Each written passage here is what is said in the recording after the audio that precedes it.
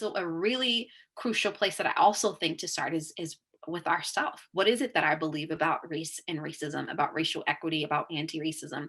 What are the biases that I have or that I hold, and where have those come from? And ultimately, how does that show up in the work that I do with students? For teachers who want to have conversations that are difficult, uncomfortable on race, on racism, mainly even if you just want to have deep conversations with your students, mindful conversations with your students, I think again, it still comes back to first, you yourself have to do the work.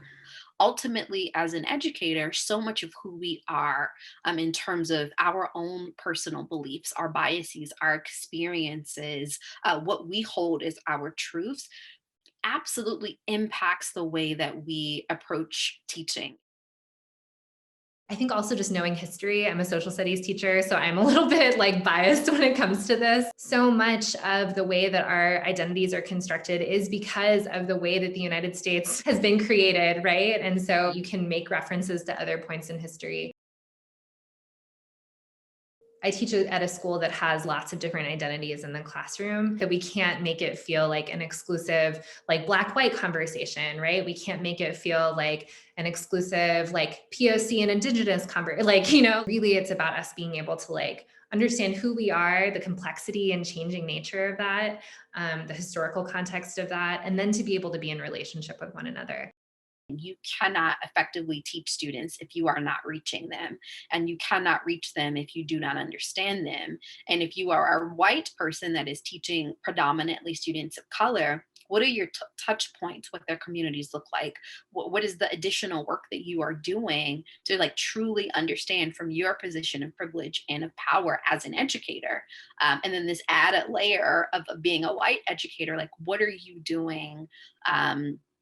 To further understand who you are teaching, and where are the places where you are allowing your students to teach you.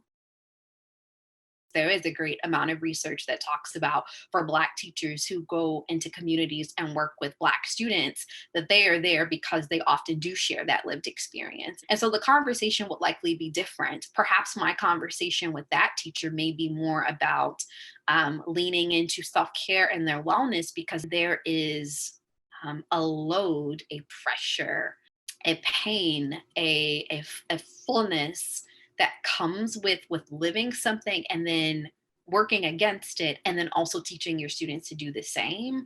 There is just like a different level there. I also think what you teach, the books you teach is really important. So I would recommend talking to your department about what books do you currently have that show represent a diverse population and different voices. If you give students the opportunity to read different texts with different voices, a multitude of perspectives, they will gain that empathy. They will come to a broader understanding. You're not telling them what to think. You are exposing them to different voices and different ideas. Vulnerability with students, I think as teachers, we're sometimes scared to be vulnerable. So going into difficult conversations, talk about how it makes you feel as a teacher already. Talk about maybe your own experiences with it. Sometimes they're amazed, they learn something new about you. And I think when you are vulnerable, the students see you as real, and then they can value that time in that community classroom, virtual or in person, more. We are human beings engaging with human beings. This work is difficult. It is messy. It is hard. For some of us, it hurts. If you say something that's wrong, apologize. Don't be scared to apologize. There's so many teachers who they get called out by a student and they're petrified, and then they're scared of that student. It's like, you don't have to fear them. The student did exactly what they should do. You're also a human. You're not a commander. It's not like they should be punished for calling you out.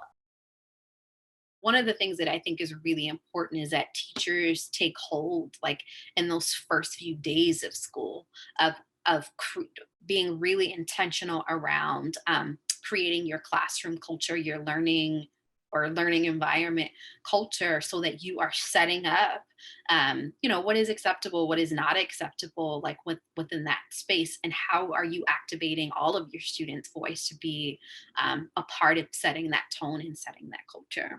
creating a container for students to feel like they can safely explore, like ask questions, right? Or challenge things that are being said, that there needs to be that kind of trusting space. So just really trying to like focus on that sort of sense of belonging is actually like at the heart of teaching these hard concepts.